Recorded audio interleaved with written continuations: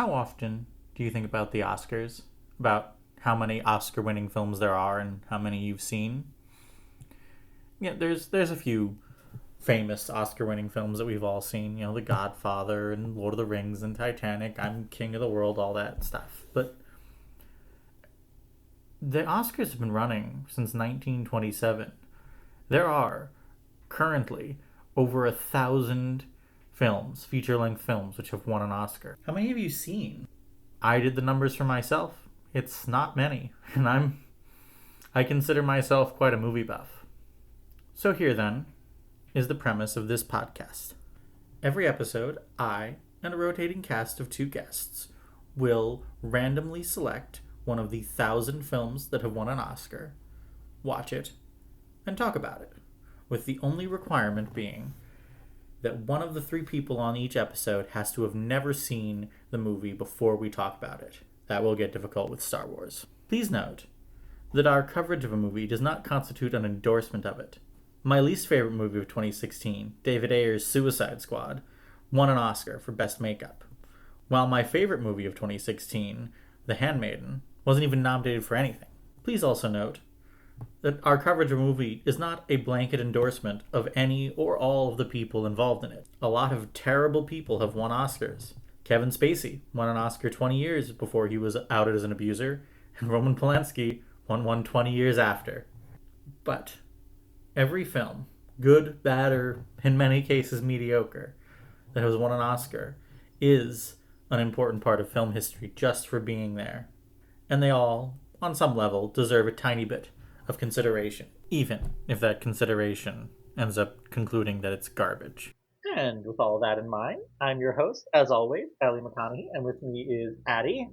Hi, I am an internet person, and I've done Alice in the Musica Universalis project for Worlds Elsewhere most recently, and I also do artistic design for Worlds Elsewhere a lot and streaming for them. And this week, I'm a Beatles fan. Are Alice and Wendy listening to the Beatles? No, they're listening to Smells Like Teen Spirit. Okay. Oh. The nonsense music that the Beatles do is peak Alice. It's great. It's wonderful. It is peak Alice. It is very peak Alice. and also with me today is Jasmine. I'm gonna get run off the internet for admitting that most of what I know about the Beatles is from across the universe, aren't I? You're a theater kid. I feel like that's a more common experience among theater kids than you might expect. Torches and pitchforks. You're done. Get out of my house. Listen, I do like the Beatles generally. I really do. I promise. It's just not like I'm definitely more of a Beatles person than an Elvis person, which good. But that's fair. So I listened to the Beatles. Like, I don't want to like say this is like a common trans girl experience, but like, my favorite band has been since 2007, Tegan and Sarah. When you're like an egg, you don't really want to say that for some reason. So like artists that I really like Bruce Springsteen or the Beatles or Against Me. Funny about that one. Funny thing there were like the safe choices for things I could say are my favorite. Modest Mouse, still very fond of Modest Mouse. Oh yeah. I love. We're trans women, of course we. For me, it was Postal Service, Modest Mouse, the Fainting Goat. No, not Fainting Goats. Jesus, Mountain Goats. Mountain Goats. Thank you. Yeah, it is that kind of thing. But when I was a kid, I was huge into old music just because I played a lot of music, and getting a guitar teacher to teach you to play the Beatles is very easy because all of the boomers that were teaching me, that was like peak music for them. And so it was the Beatles, the Who, the Rolling Stones, all of these other greats. Mm-hmm. So yeah, I've been a big fan forever. So yeah, I do generally like their later stuff more than their earlier stuff. I don't know if that's like, I've met people who disagreed with me on that. Not very many. It tastes like a contrarian opinion. You prefer early to later? No, I prefer later to early. I've met people who prefer. I think that's pretty common. Yeah, as I said, I think the people who say I prefer early Beatles to later Beatles are just kind of being like, I don't want to like call anyone disingenuous, but it tastes like a disingenuous opinion to me. And we've been like just going straight into the Beatles. Our subject today is 1970's Let It Be, which won Best Original Song for the title track at the 43rd Academy Awards. And I think this is a first time through for all of us. Yeah, Best yeah. original. It was best original song, not best original score. No, Best Original Score went to Love Story that year. Oh, okay. Because I was Interesting. looking best original song score. I forgive me, listeners, and also my co-host. Occasionally, they change the names of these Yeah, awards so frequently that basically I just Mm. have to boil it down to what it is now. It's best. They were the Billie Eilish of their day. The Beatles were. they were the Taylor Swift of their day. Yeah, I was gonna say there is no way anyone has ever made that comparison before. Has Taylor Swift won an Oscar? Not yet. She's gunning for it though. I'm pretty sure. My joke was just that Billie won Or the wait, did Oscar Beautiful last year. Ghosts win that year? Fuck no. I don't think Beautiful Ghost even got up to the starting line. So I want to just start off with my controversial opinion on this. Go for it. Controversy away. This did not, should not have won the Academy Award. Fair. What other songs were eligible? It's Go not ahead. because, so, okay, so the other film that I think should have won it is Scrooge, which is a 1970 film Mm. with the score is, it was a, who was the score by? It yeah, it was like a Christmas Carol musical that was then remade into an animated movie with the Luke Evans Scrooge that everyone was thirsting over that one Christmas. Robricus, I think. But it's great. It's a wonderful, wonderful film, and the music is wonderful. The scoring is wonderful. The balance of the audio is incredible. It holds up today, and it's an actual movie that was intended to be a movie with a score that was designed for a movie. So this is where the reason why I think that Let It Be shouldn't have been allowed, like the Academy should have rejected it, is because this is a 90-minute advertisement for an album. It Yeah, is. like I while I was watching it, all I could think was this is the most background music documentary I have Yeah. ever seen in my life. It's basically just a concert. A decent, really Mm-hmm. good concert, especially Yeah. once they get off to the rooftops. That's easily the best part of the whole thing. But Mhm. yeah, this is barely a movie. It's DVD extras on the album. Like this is what it would be. Yeah. It's weird because it's like it's never been available on like Mm, DVD or Blu-ray or streaming until literally like 2 weeks ago. yeah. And it's super interesting to me because now it kind of has to exist in the context of the Peter Jackson documentary, which was made out of footage shot for this movie. And Right. then you sort of like hear the backstage talk that like huge chunks of this got cut out because like Because the band didn't want it there. 56 hours. yeah, I wanted to talk with I want to say this ask this to Jazz like did you pick up watching this movie, being not a fan of the Beatles, not really knowing their history, did you pick up on the fact that they were in active collapse at this point? Only because I saw that Yoko was in the background, and of course, everyone likes to blame her for it. Obviously, it is not her fault, but just the fact that she was present, it brought to mind the fact that they were probably near the end. So a lot of people, I have I have a thing to say on this because a lot of people thought that it was Yoko that was like the thing that broke the band up. It's like a pop culture touchstone, right? Everybody thinks that. Mm-hmm. So much so they made a Powerpuff Girls episode about it. The thing that you won't have noticed from watching Let It Be is that George Harrison left the band for like a week or so at the end of their filming before they moved to Apple Studios.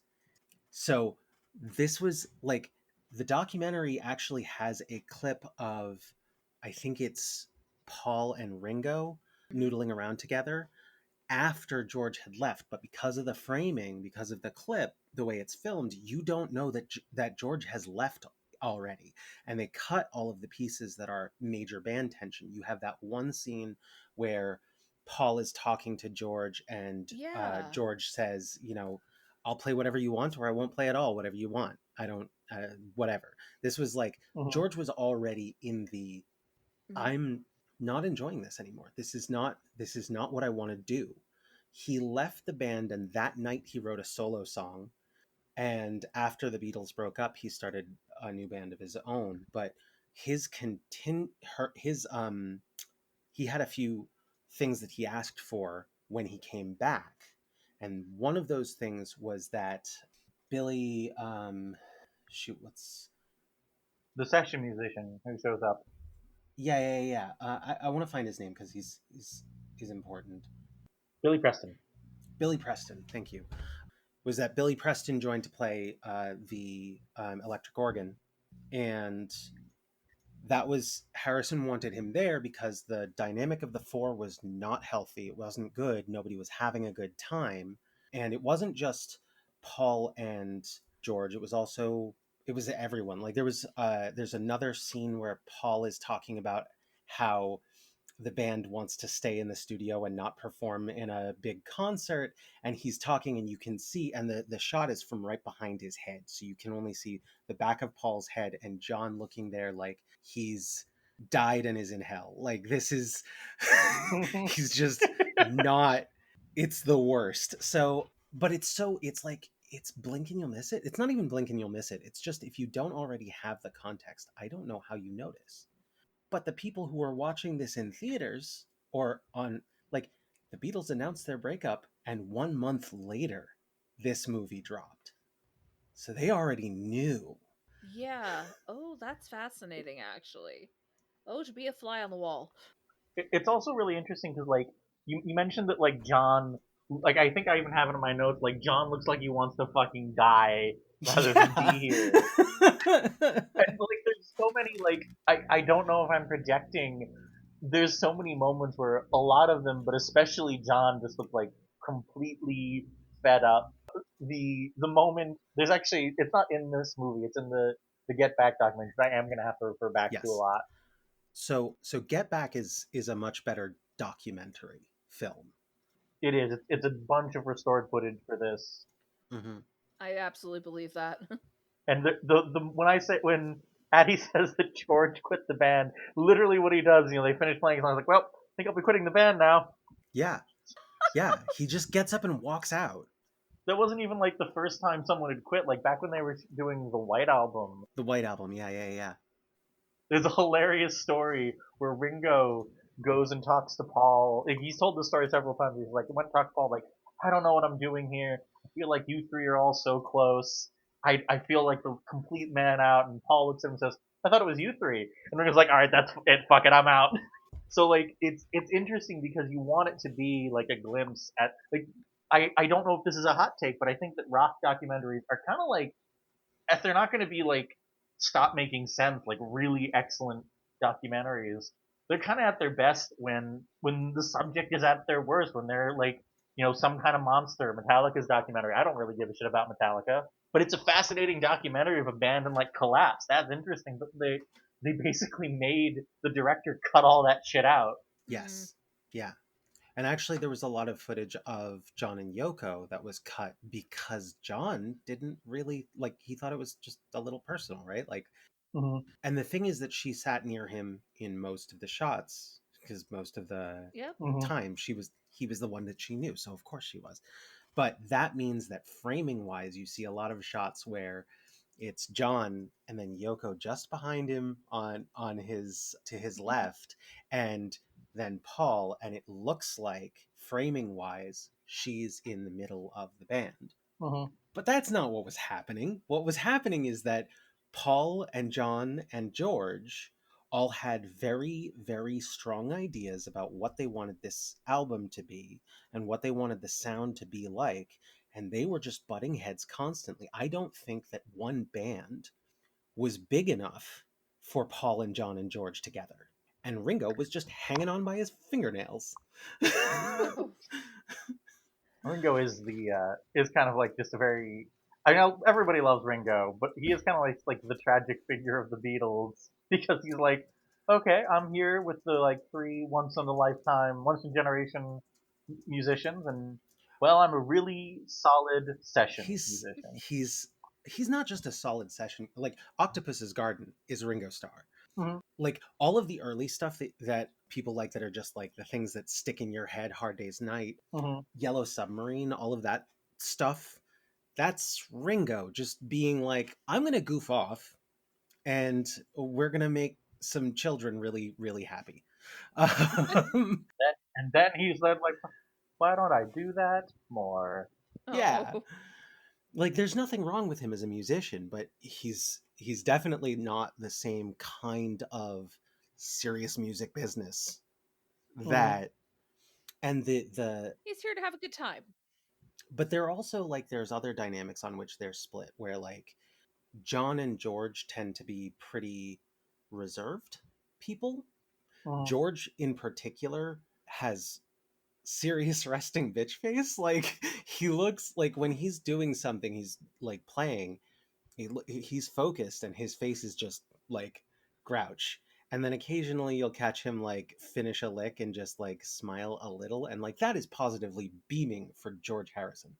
Mhm. Whereas Yeah. Paul McCartney is a huge personality, and Ringo doesn't like to be serious for very long. Mhm. It's well, Jazz. You mentioned what was the song you mentioned in the Discord chat? Oh, two of us. That's it. Yes, it's interesting. You mentioned that like you wanted it to you do the phrasing while I gather my thoughts. Um, Sure. If there isn't an indie road trip movie about childhood friends trying to reconnect, they might kiss, that begins or ends with two of us, or honestly is bookended by it, because let's face it, a lot of good movies just do that. What mhm. the fuck is the point? Because, like, I said that I could, like, most of the songs that I had never heard of before on this were pretty forgettable, but I did really warm up to two of us for that exact vibe. Well, my point I guess is going to be that like it's very difficult to like not read the band like Strife into their music, and I feel Yeah. like in that context, two of us sort of becomes this olive branch from Paul to John, who's just not interested in it at that point. Mm. Yeah. But it is I do think that two of us is just a very good song about like losing a friend but trying to like get them back. Yeah. Yeah. Yeah, I don't. Have you ever? I suspect I know the answer to this, Maddie. So I'll ask Jasmine first. Have you ever actually listened to Let It Be the album? Not Yeah. the Oh full yeah. album, no. I'm very familiar with the song, of course. It's a great song. Mm. It's interesting because despite being named after Let It Be the album, which was originally, speaking you mentioned the Get Back album, it was originally going to be called Get Back. Mm. Yep. A lot of the songs from here are Abbey Road songs, which again Oh. just kind of shows where they were. Like Yeah. Octopus's Garden, Maxwell Hmm. Silver Hammer, which is a deeply goofy song. It's so good. It's one of the best ones. I think they do a bit of the medley at one point, the Abbey Road medley. Yeah, yeah, yeah. Yeah, we kind of just like dove right in. We barely even like introduced the film. Yeah.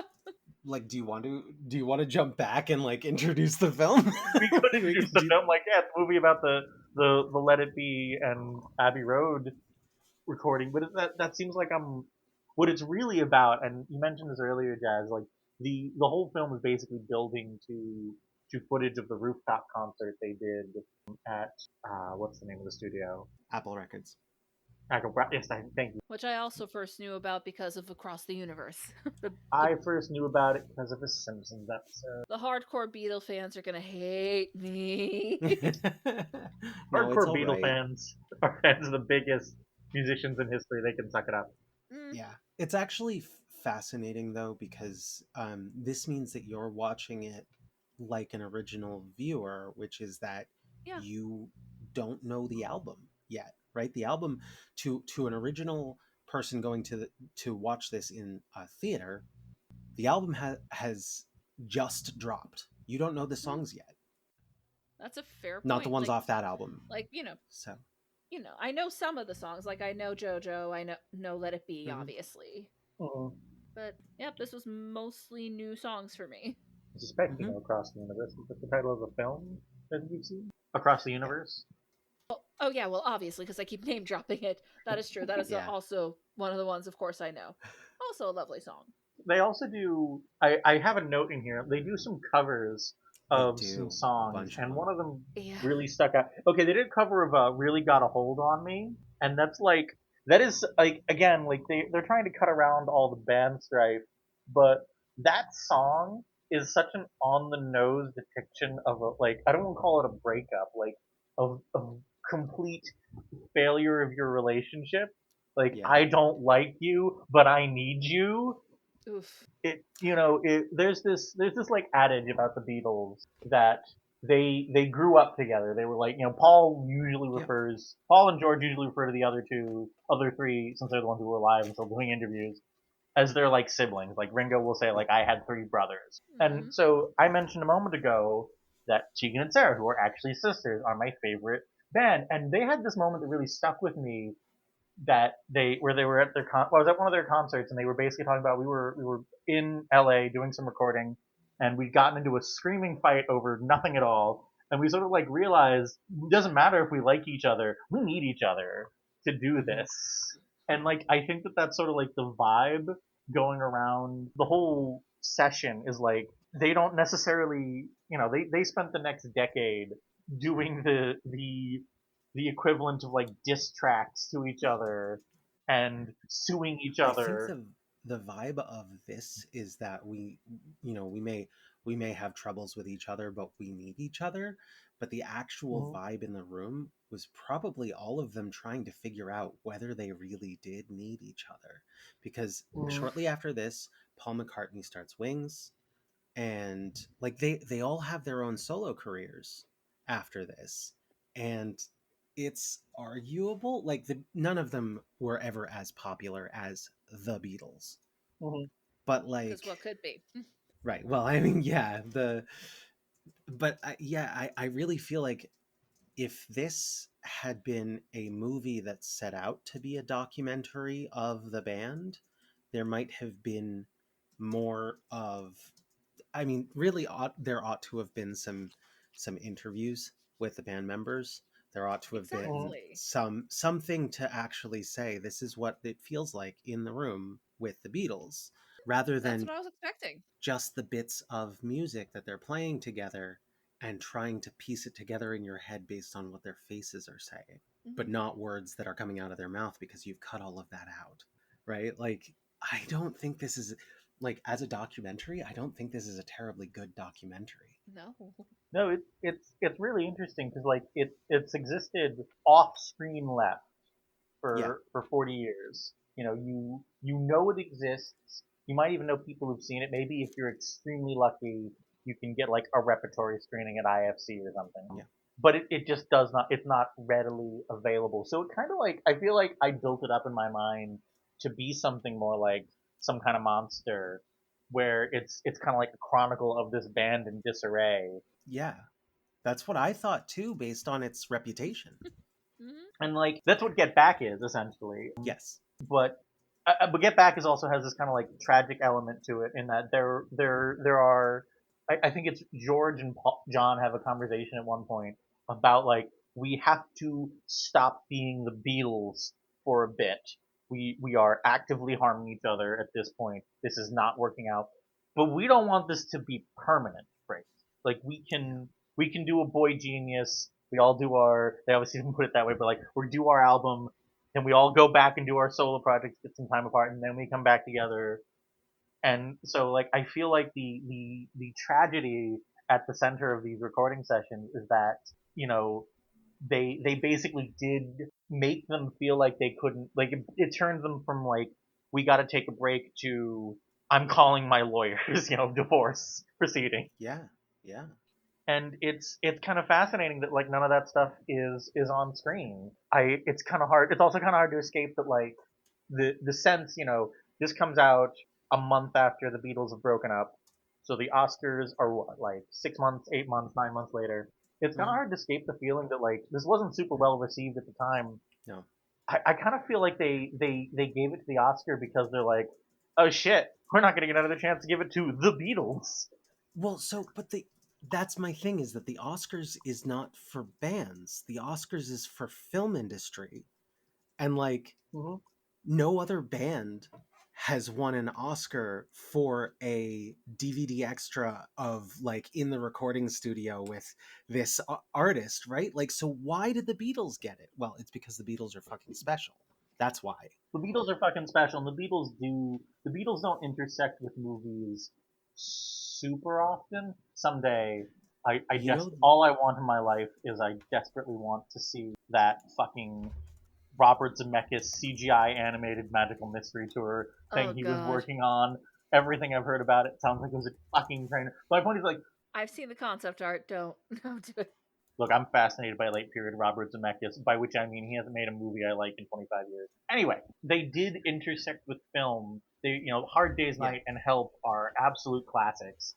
With a good reason. Hard Day's Night is hilarious. but they didn't win an Oscar for that.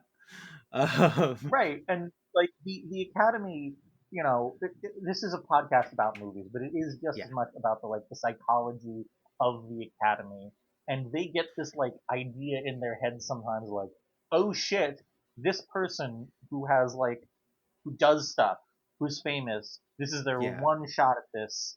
right. Like Power of the Dog, they didn't really like the Power of the Dog very much, but like you can tell that it didn't win anything, but like, man, we got to give it to the director. She's been doing this shit for 40 years, and we've been just ignoring her. And I feel like that's kind of a problem with the Oscars. Like, I feel like a lot of the time what ends up happening is that a director will produce an incredible film in a year with a glut of incredible films. And then that Mm-hmm. director will lose out, and that'll happen again and again and again. And you wind up with, Mm-hmm. but this isn't one of those situations, even that like even considering that this isn't one of those situations, because all of the Mm-hmm. other films that were we have created a movie that is going to go out with this album, that was on purpose, and it was a movie, and the album was like, it was like a folk album telling the story of, or the movie was the story of this album, or a way to view it, right? And that works for me. Like, I would be able to say, yeah, the Academy should be reviewing The Wall. But I don't think the Academy should have reviewed this movie. I think they should have rejected it for the category. Yeah. And it's not like the Beatles didn't have other chances. And then Across the Universe got a nomination, but it was for costume design and it didn't win. Like, It's also I don't want to like I haven't seen all the nominees, all the winners this year for 1970, hmm, so I don't want to. I've only seen Scrooge, actually. Looking at the winners, it was overall just like, in my opinion, based on ones I've seen, it's kind of a very weak year at the Oscars. I don't know if this is a hot take. Please stay out of my inbox. I don't care, but I don't like Oh Patton. yeah, the people who have really strong opinions about the 1971 Oscars are going to be after you. I mean, like Patton. People like Patton. Dads like Patton. I don't care. I have my opinion. Goodfellas is not in my top five Scorsese. Come at me.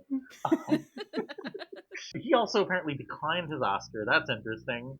Anyway, like Airport. Airport won Best Supporting Actress this year. Like, it was not a good year at the Oscars. It was like flash forward to an upcoming already scheduled episode. It was kind of like a Green Book year. So I don't know what their psychology was on this particular pick. I think the psychology. I think you hit the nail on the head when you said. I think it was just like they knew that this was a huge cultural moment. The Beatles breaking up was a big deal, and they wanted to recognize that. And I feel like that is a poor instinct Mm-hmm. from the Academy, but we've seen them do it a bunch of times over the years. Mm-hmm. So I disagree with it. I think they chose wrong. And that is coming from someone who absolutely adores the Beatles and this album, and I loved watching the recording sessions, and watching them like just play, right? The way that they play with Mm-hmm. music together is excellent. But also there are other recording sessions from them that show it better. because this like I think they talked about it as like the cameras being in the room made it hell. Yeah, I can definitely see, like, I hate being, if Zandy's like shooting a TikTok of me, I basically, like, you can't write, you can't, whatever I'm actually doing, I can't do it until you're done. Yeah. I was actually kind of like curious, like, Jazz, you mentioned that you're not really a Beatles fan. Like, what value did you, in that context, extract from this movie? Yeah, like, don't get me wrong. Again, I do enjoy the Beatles. Let me be clear. I'm just Hmm. not like a super fan That's fair. necessarily. And for what it's worth, I enjoyed the music they were playing for the most part, even though I do think some of it, a decent amount of it, was pretty forgettable. And I did very much enjoy just the your average people's reaction to the rooftop concerts. I thought, like, just like Oh, the that little was great. segments of like interviews with people, how they Hmm. responded, that was comedy gold in a lot of ways. Nice to get something free in this country for once. Exactly. That was hilarious. I really the image that really stuck with me. I do think that the entire movie, like, maybe not like as an Oscar movie, but the movie is worth existing if only to have that footage of Yeah. the rooftop concert. Right up until Hmm. the cops came and broke it up. Can you imagine being the cop who was like instructed? You have to go tell the Beatles to stop playing. But Go into their studio, go up to the roof, and tell them to stop playing the Beatles. so Yeah. I think the funniest part about that though is that imagine today if in the middle of the financial district of New York City, Taylor Swift decided to hold an impromptu concert with no permitting, no talking to the to anyone about it. And like, yeah, hundreds of people are crowding the streets. No one can get anywhere. Like, what the heck Yeah. are you doing? Yeah, no, it is a weird thing to be doing. It's an Yeah, iconic thing to be doing, it is. but like, yeah, it's insane that they just like, yeah, we're just gonna do this now. They just went up to the roof.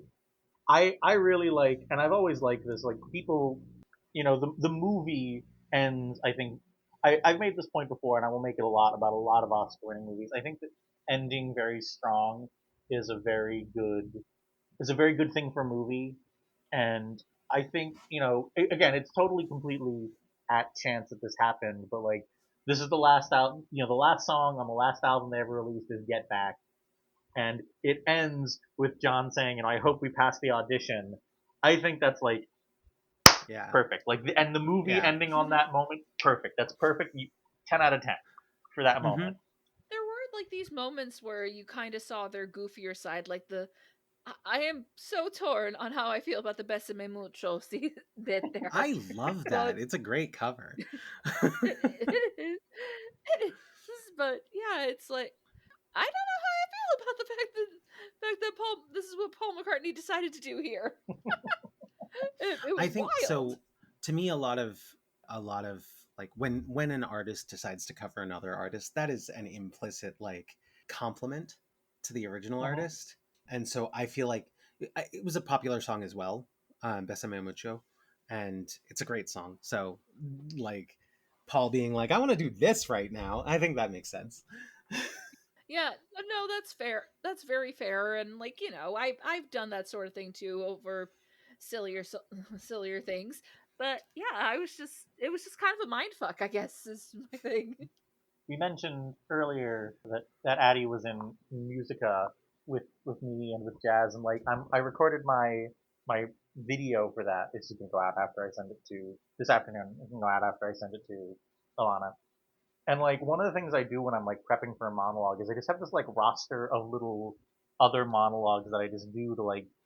So that's what it sort of read like to me. If you want to get into the mindset, you want to get yourself into, from like Paul McCartney, the husband, and Paul McCartney, I don't know if he had wife and kids at that time, but you know what I mean. Like, Paul McCartney, the person, needs to become Paul McCartney, musician. Here is a Yeah, way to ease yourself into that.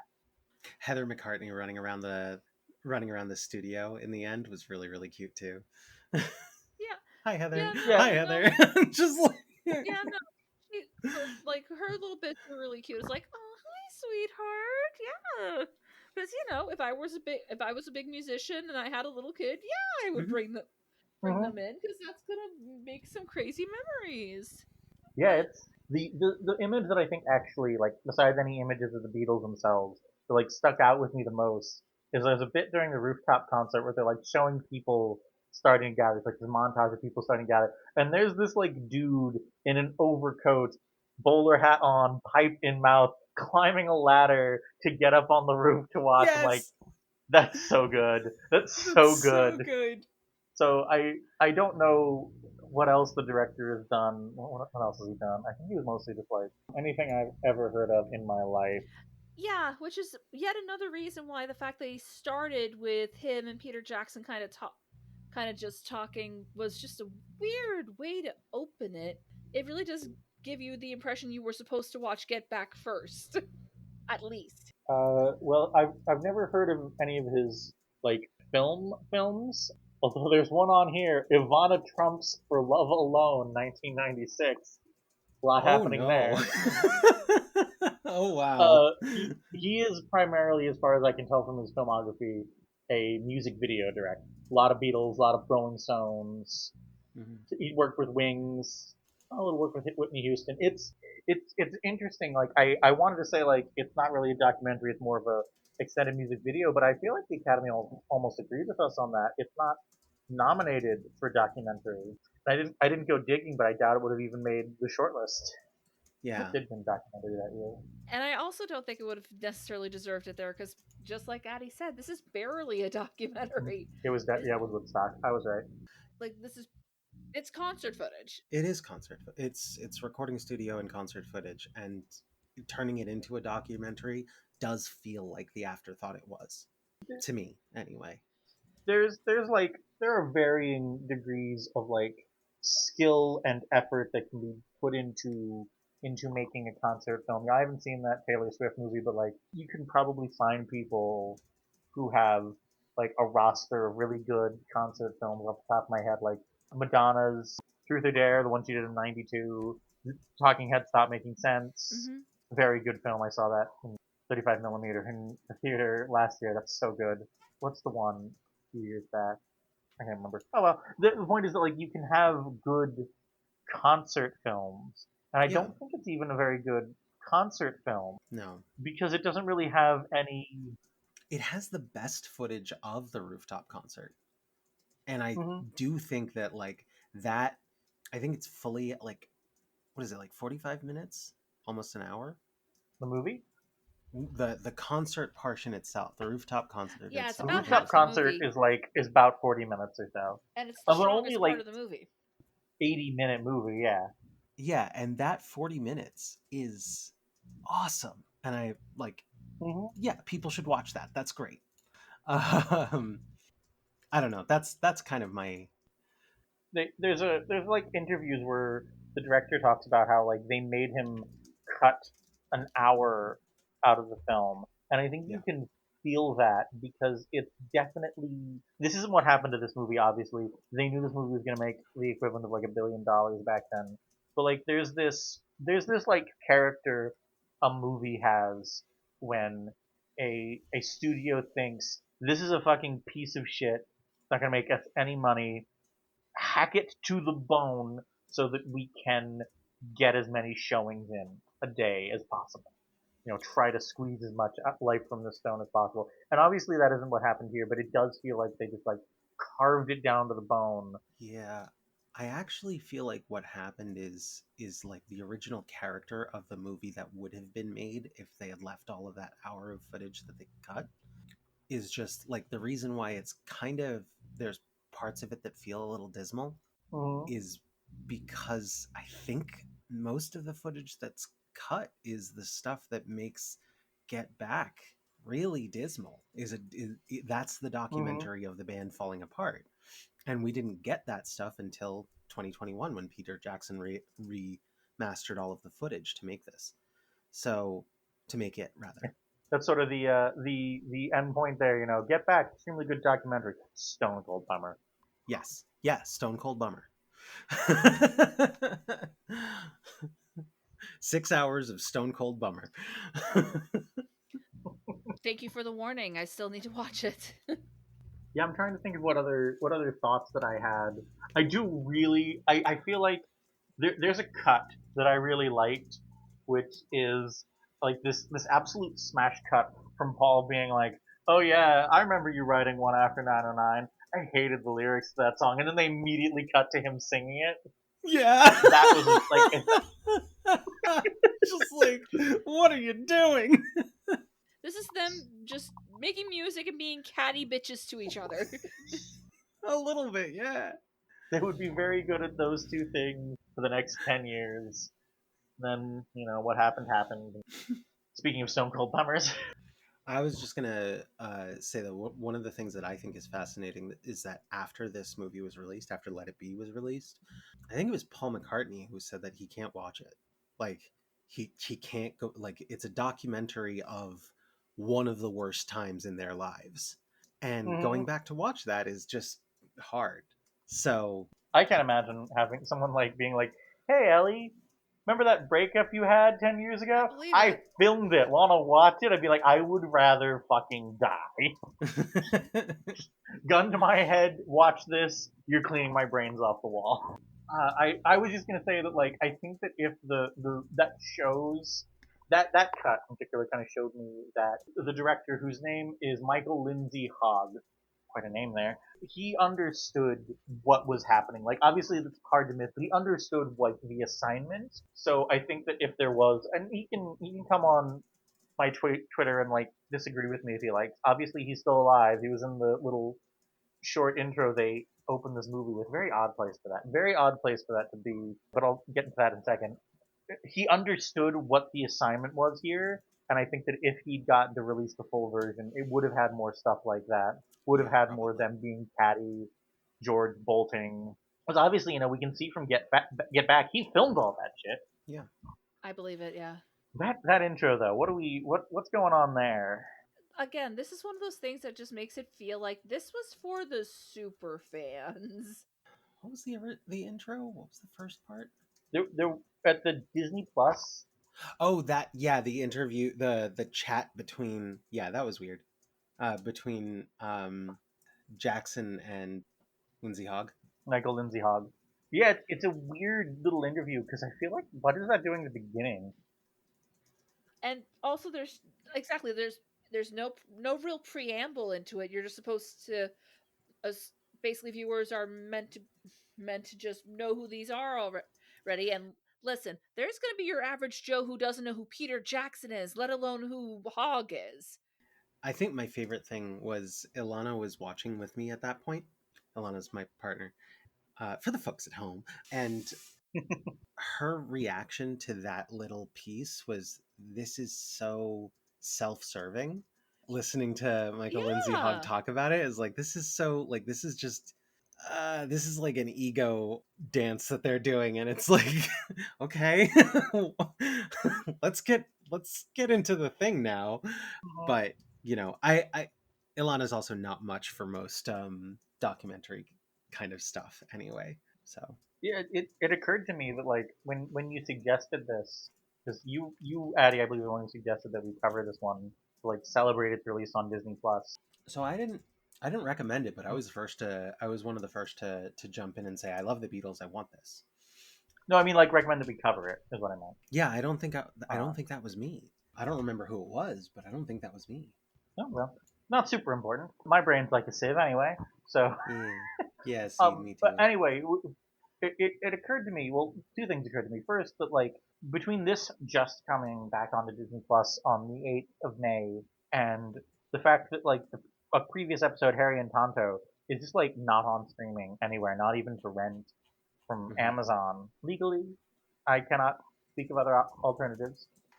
It's kind of like weird how many of these films are just kind of gone. But it also struck me that like this is technically the first documentary we've covered here, which I don't think we will have there are roughly however many Academy Award ceremonies there have been. It's 96 now. I think we're up to.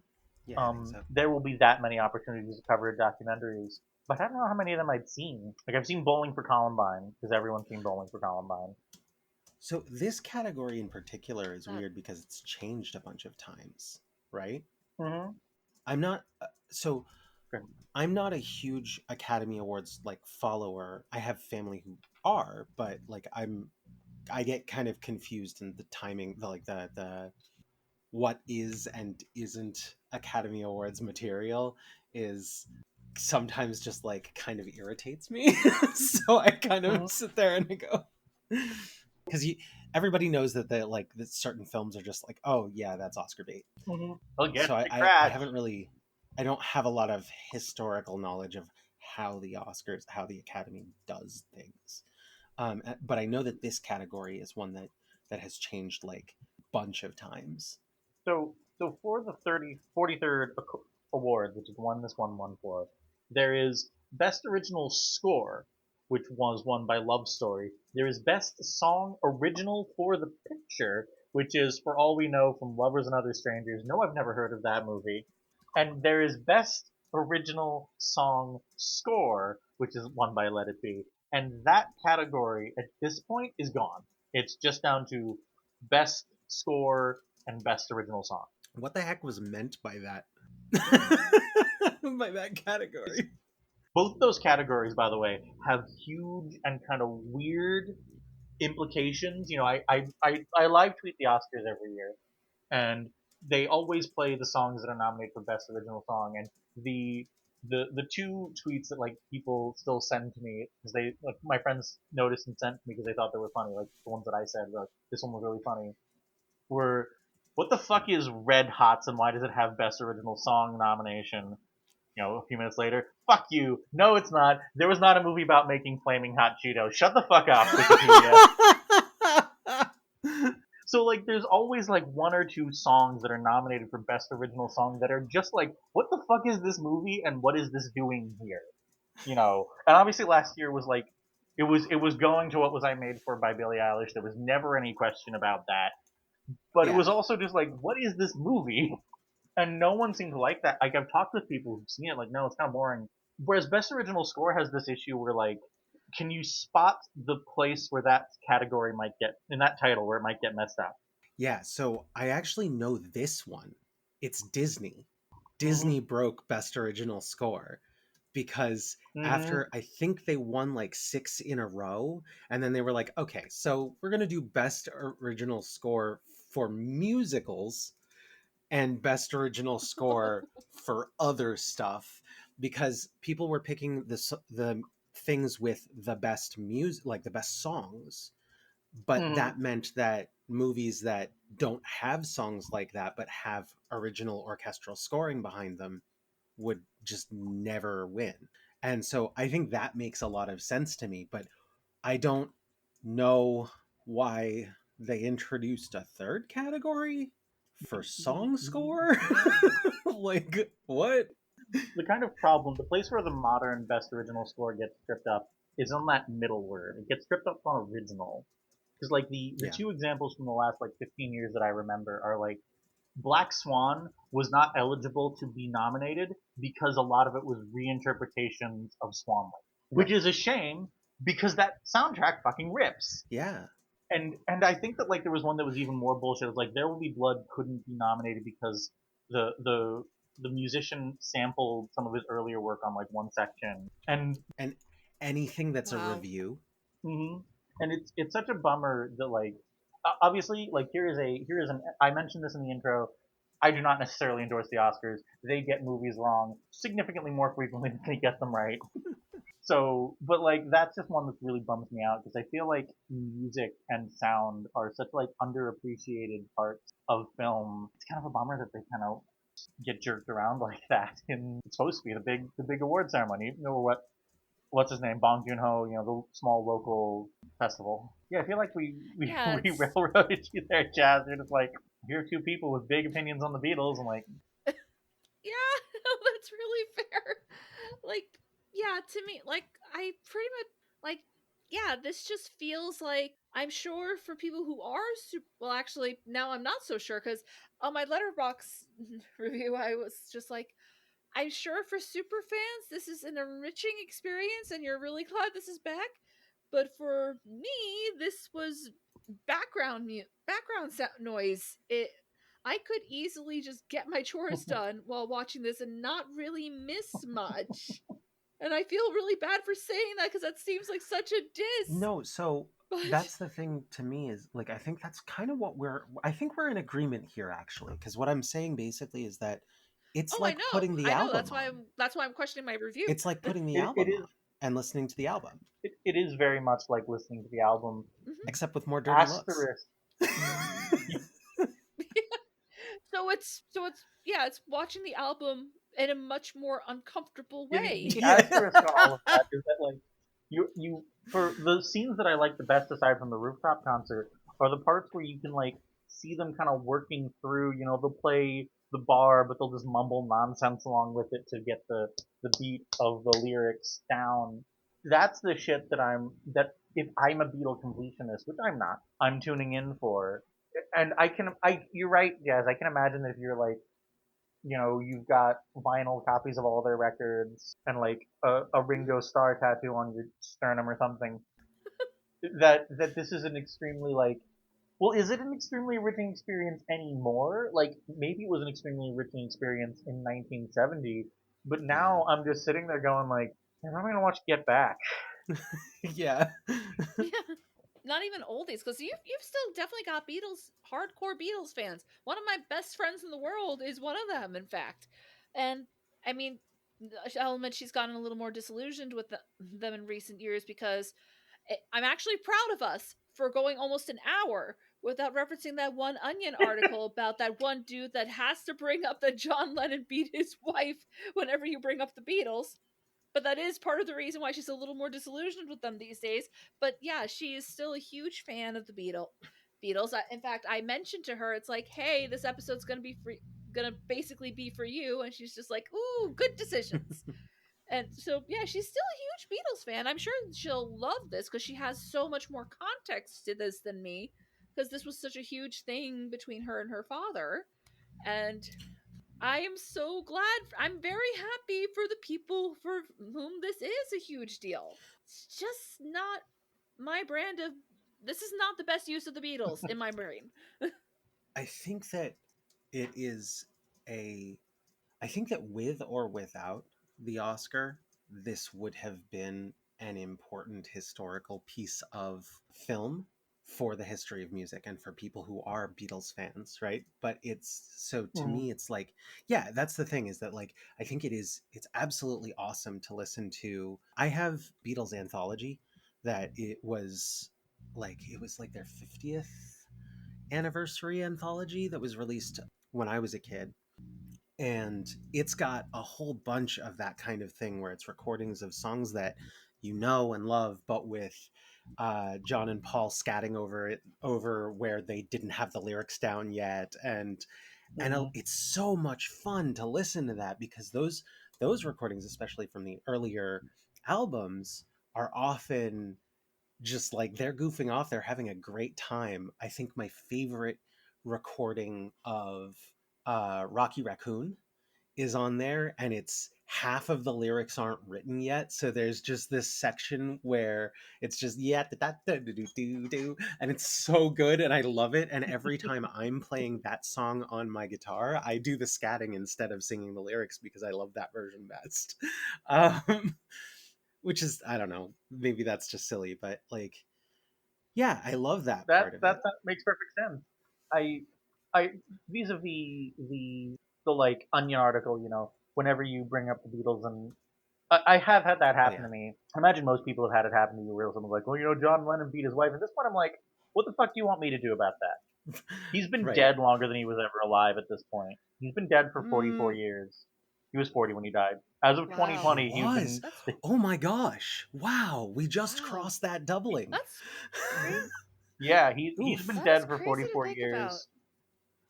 Maybe that's a conversation people can have about how they Oh yeah, personally for feel sure. about it. But like, I feel like that particular instinct is very.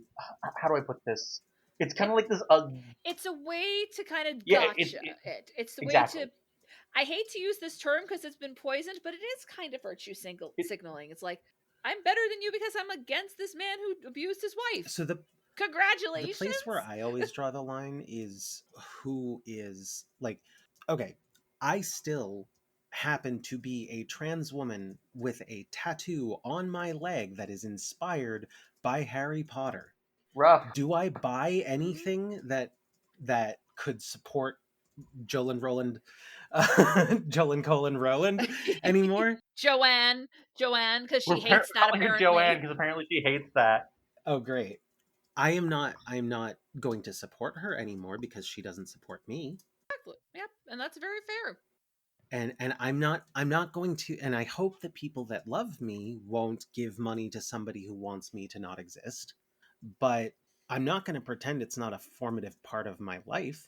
I'm not going to pretend that Yeah, that that's part of my silly. life didn't exist any more than I'm going to pretend that I didn't used to have a male name on my resume and that's how I built my career, right? Like that's not, so it's important to recognize that people that you have this strong parasocial relationship with because they're huge in whatever place that they are, celebrities, they're people, and if they fall too hard off of their thing, off of their pedestal, you might have to accept that you have a problematic faith, and what you do with that knowledge is up to you. And I don't think that that my money that goes to Beatles stuff today is supporting John Lennon anymore. Not really, no. The man is dead. You can't take it with you. So Arguably, you're going to support his wife and son. yes, exactly. Which exactly. It's I've made the point. I've probably made this point at least twice on this podcast already. That like, and this will crop up a lot with the Oscars. It's often about older movies. A lot of shitty people were in older movies, and like I think the reflexive desire to pretend that because someone is bad, their art never spoke to you. You know, right. I've found every time someone brings up Buffy, I find out that I still have extremely strong Buffy opinions. Yeah. I can't Yeah. pretend that like I mentioned before we started that I'm like obsessed with I Saw the TV Glow, which is very much about it is metaphorically about a lot of stuff, but it's partly about finding out Buffy doesn't hold up. But it was also about like being a young boy in air quotes, seeing yourself in Buffy and wondering what that means about you and trying to figure stuff out that way. And like those experiences don't mean less just because Joss Whedon's a piece of shit. Yeah. Yeah, no. I'm not gonna completely disavow anything that I ever loved just because it turns out a lot of bad people make, Things. if not necessarily good Mhm. art that speaks to you. It's like, And I think you hit sorry. it on the nail on the head there earlier, Jazz. You're like, it's a very kind of like ugly impulse to like, oh, here is this thing that you like. I want to take it away from you and make it I talk bad, Exactly. make you unhappy. I talk a lot about my love of Alice in Wonderland. Mm-hmm. There are some things about Lewis Carroll that are a little sketch, Little sketch. a little like uncomfortable about his relationship with young girls. Mhm. And like I don't know what to do with that, right? Like that's knowledge that is just cursed in the back of my mind.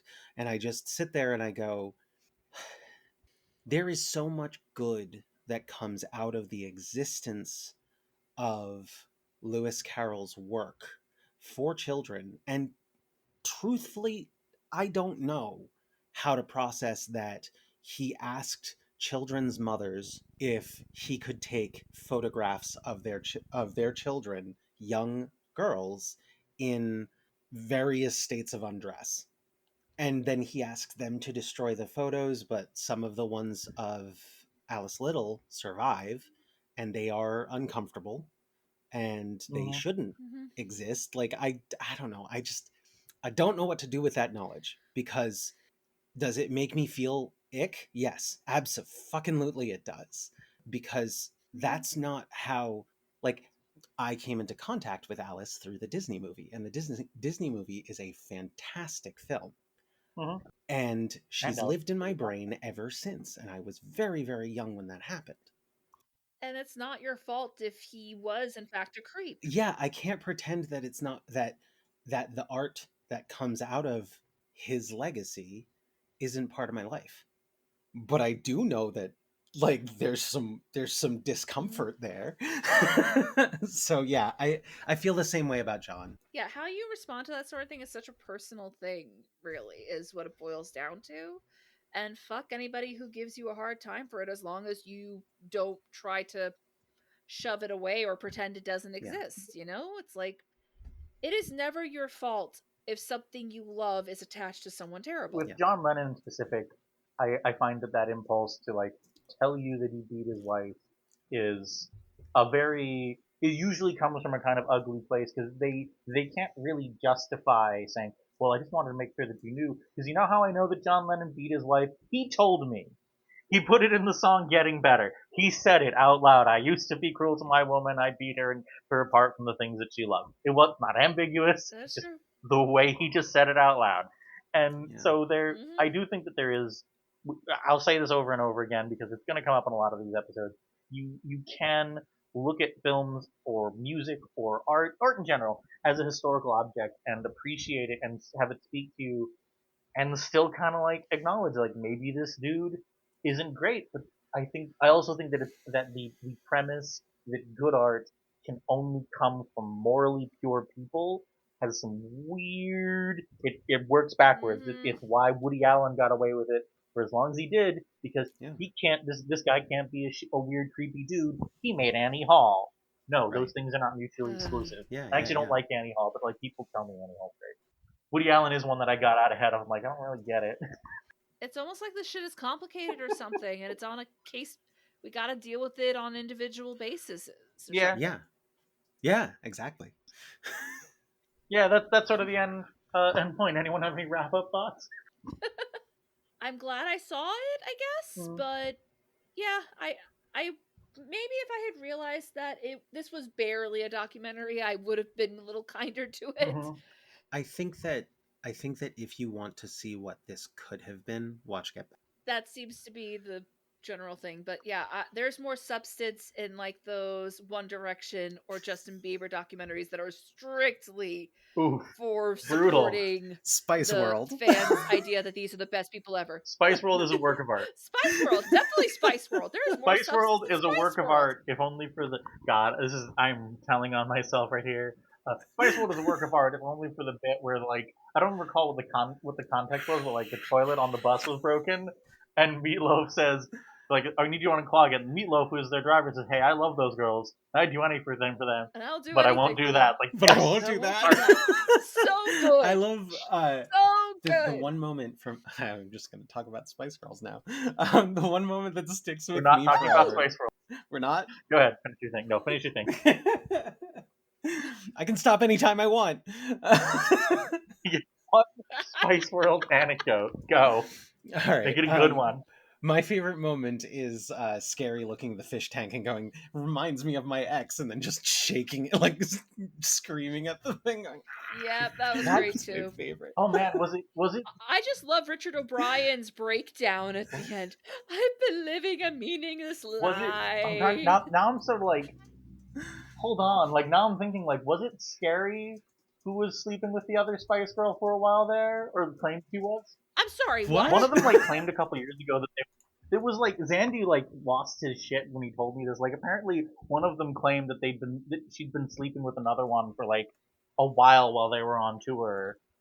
I don't have any way to corroborate that. You know, I I'm gonna Google this immediately. Considering the fact that Sporty was looking back one of those crushes that you have before you know you're queer. Mel Chisholm, 5-year lesbian relationship. it's it's me that's me wondering why shipping Buffy and Faith kind of makes me wish I was Buffy. Yes. Okay. All right. Faith was amazing. Willow is still like who I want to be when I grow up. Yeah, it's a problem. We're so far off topic. We're We're so so far. far off topic. I do think It's almost like there's not that much to talk about the movie no, itself. Yeah, kinda. I think that this movie would have been much more valuable as like a weird, interesting curiosity. Yeah. 5 years ago, before Get Back came out, like if they'd released it as like a preview for Get Back, that would have been super good.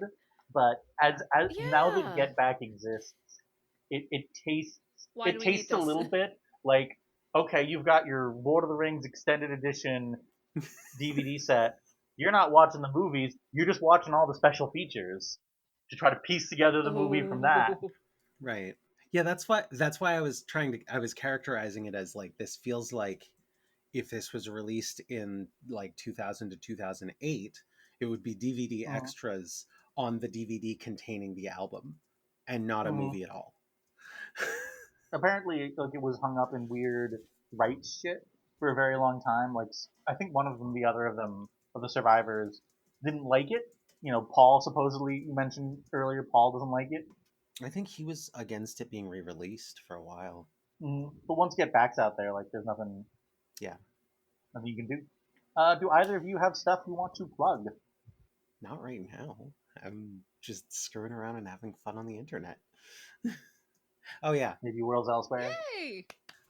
Yeah. Okay. So I am, as always, I can plug Worlds Elsewhere, which you can go to worlds-elsewhere.com. I can be found at pigsflu.com, and I'm also on Blue Sky now, and that is pigsflu.com is my handle there. And yeah, that's me. And you can find me on Twitter, Tumblr, TikTok, and Blue Sky at Faye Riviera. And of course, I have kind of the sister podcast of this, In Each Retelling, the podcast where we explore all the ways old tales are made new. It's almost Pride Month, gang. We've got a great lineup for Pride Month. We're covering Black Swan, we're covering My Own Private Idaho, we're covering the game Stray Gods, we're covering The Haunting of Bly Manor, and of course, our little spin off, Dracula Weekly, is still going strong. And in fact, we're going to record number 3 in a moment. Anyone who would be on the My Own Private Idaho episode must be a huge loser. Why? Oh wow. Nah. Well, even if that were the case, you're one of my favorite Come losers, on. Ellie. I just want to be your Idaho. As always, I can be found on Football and Tuxedos at tumblr.com, with dashes between all the words, and on Twitter and Blue Sky at LSR42. My Medium page is also LSR42. I post there once every 6,000 years. And you can also find at iwanttoreview.blogspot.com my blog where I reviewed every single episode of The X-Files and The Lone Gunman. It took me 7 years. And that's it for Let It Be tonight. We are tuning in for a movie that I think is a little more fondly remembered, a little more widely available.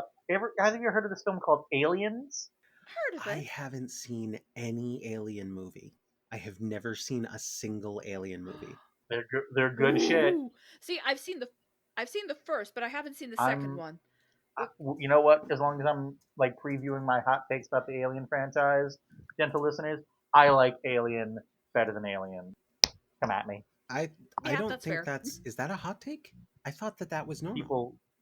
people. People people use Alien and Terminator 2 and their like list of sequels that are better than the original. I'm like, no, you're just wrong about that. I'm sorry. You're wrong about both of those.